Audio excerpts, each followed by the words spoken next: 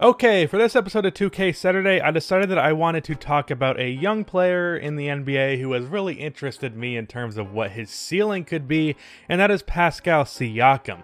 I did say on the last episode of the podcast that I believe that he is at least a little bit overrated, and I do think that's because people are jumping the gun a bit on his potential, as well as how good he is right now, because I've seen a couple of people saying that he's already better than Blake Griffin, which is a ridiculous take, which proves that Blake Griffin's actually pretty damn underrated. Pascal is a 6'8", 6'9" power forward who does not really play much like a power forward. He has some fantastic handles. He's really good at finishing at the basket. He's great at taking it coast to coast, grabbing a rebound, and, taking it all the way if you didn't know what that means, which you probably did, but you know what? Fuck it, I'm explaining it.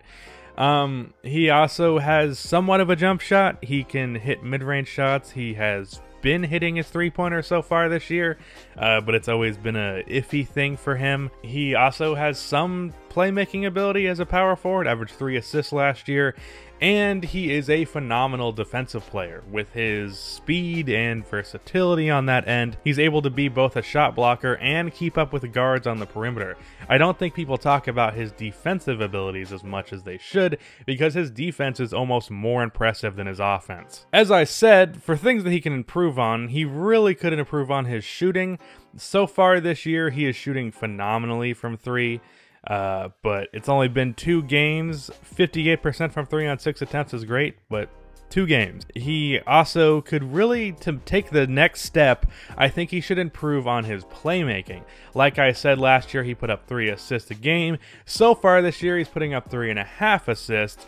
I think he could be a guy that gets to 4, 5, maybe even 6 assists per game, because with how much he has the ball in his hands and how much he attacks on the break, he could be looking to find guys a little bit more than he currently does, especially now being this team's leading option. Another thing that I noticed when watching him play against the Pelicans in the first game of the year is that he could really work on his mentality in terms of his size. There's like this thing that some big men have, particularly perimeter-oriented big men, where they don't really play as big as they actually are. Pascal needs to play a bit bigger. There's times where he goes into the paint and he, does not use his size to his advantage, which he really could do. I'm going to go on to his comparison later, but I do see a little bit of Giannis in Pascal, and I think the main difference between those two is that Giannis is fully aware of how big he is. I don't think Pascal is. Obviously, he's smaller than Giannis, but he could definitely be stronger and more physical in the paint than he's currently playing and he has played in the past. But as for how he started off this season so far, he's been phenomenal. 33.5 points per game, shooting 56% from the field, and as I said, 58% from 3. Getting 13 rebounds and 3.5 assists. 4.5 turnovers is far from ideal, but other than that, he's been fantastic. Do I expect this to keep up? No, he's not going to average 33.5 points for the year. If he does do that, then let's just go ahead and delete my YouTube channel, because if that happens, I clearly know nothing. But Pascal this year is going to be the first option. I do find interesting that in the first 2 games, he has played 37 minutes. Last year he was averaging just 32, so that's a very clear sign that he's going to be a much bigger part of the team. I mean, he's going to be the first scoring option, so yeah. We're also seeing some more rebounding from him so far. 7 rebounds last year, 13 this year. Again, this is, the first 2 games of the season, but he's also averaged 4 offensive rebounds so far, which is very promising. I just think Pascal is going to be used way more offensively this year. And if I were to make a prediction for his stats this year, I'd say he'd be around 20 points per game. An interesting thing to look at, though, for his ceiling is how he played in the NBA Finals. In the Finals, in Game 1 in particular, he was phenomenal. He put up 32 points on 14 for 17 shooting, as well as 8 rebounds, 5 assists. And he was the main reason that Toronto was able to win Game 1. And then for the series as a whole, He did have some games where he struggled, but overall, he averaged 20 points per game, 7.5 rebounds, 3.7 assists, and he shot 50% from the field. Was not hitting his threes, though, at 24%. So I think that's a pretty big indicator, though there is a case to be made that there really was no second best guy on this team. It was kind of a mix. But I think it's a pretty big indicator that, you know, Pascal can be at minimum the third best player on a championship team. I mean, there's a debate between him and Lowry, and there's even some Fred VanVleet in there at times. But overall, Pascal, I'd say, was probably the second best player on that team that won that championship. Granted, there were many factors outside of just their best players that led to that championship going the way that it did, especially because I don't think they would have won if Klay Thompson didn't get injured. But, you know, regardless, the Warriors are a whole nother animal even without Kevin Durant, so I still think it's a very impressive win. And Pascal was phenomenal in that series as a 24-year-old, so I do think the sky is kind of the limit for him. However, I don't think he's going to reach the sky, I guess, in that metaphor. So he played great in that championship game, and as I said earlier, I think he can be like a Giannis light type of dude.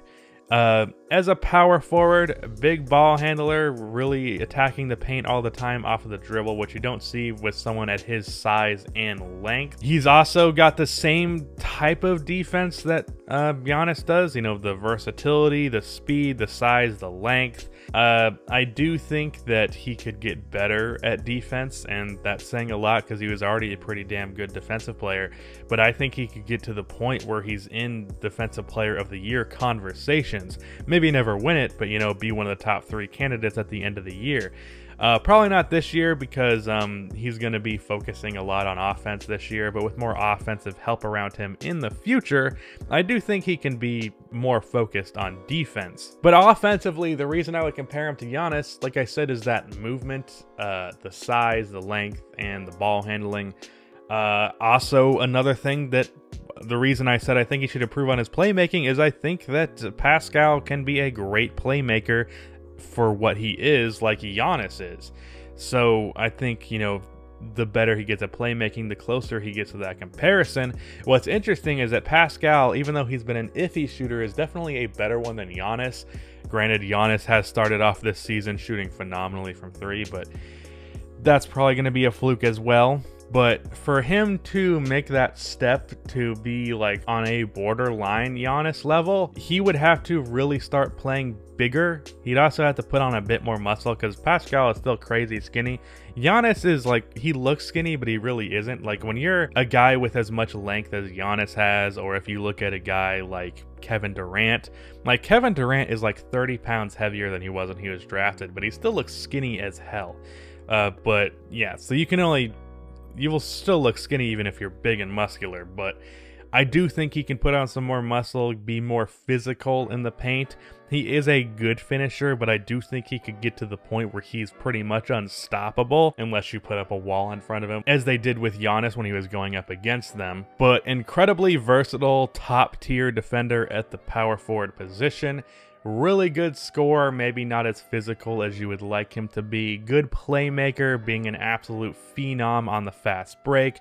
Very athletic, maybe barely inside the top 10, unless he really improves upon that physicality thing that I said. Because if Pascal learns to be a really physical player, the ceiling is the roof, as Michael Jordan would say. He can really be one of the best players in the NBA if he had that kind of speed and versatility with his ball handling ability while also being just unstoppable in the paint.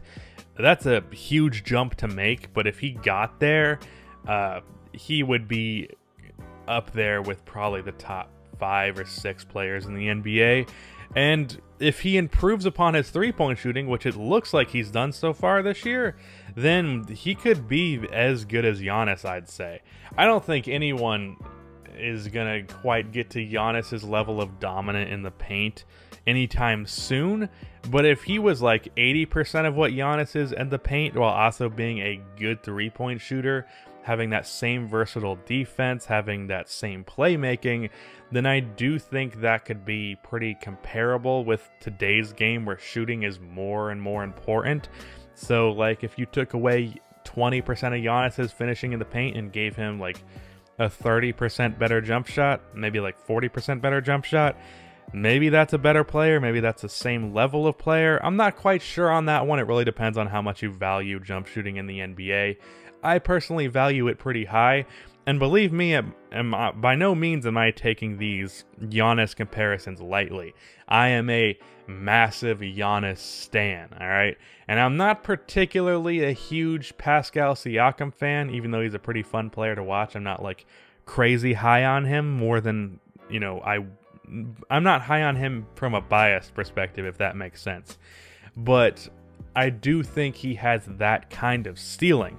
Now, do I think he's going to reach it? No. Because I don't think that mental thing is an easy thing to get rid of. He'd also have to put on a significant amount of muscle for that to even be possible. But I do think that he could probably be like the 12th best player in the NBA, be a really good defender, be a pretty damn solid offensive player, be good enough at rebounding for his position. I don't think he's like a phenomenal rebounder, but he's pretty alright.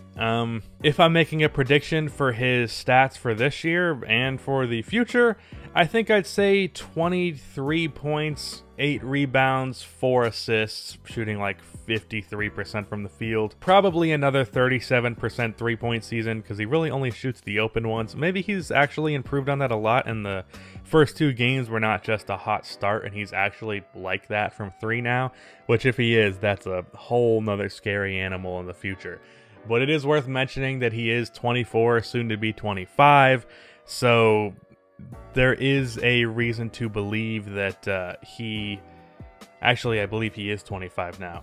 There is a reason to believe that he's getting pretty close to his prime already, but this is the first time that we're going to see him fully unleash. No Kawhi Leonard to have to take shots away from him. So I think it'll be interesting to see how good Pascal Siakam can actually be.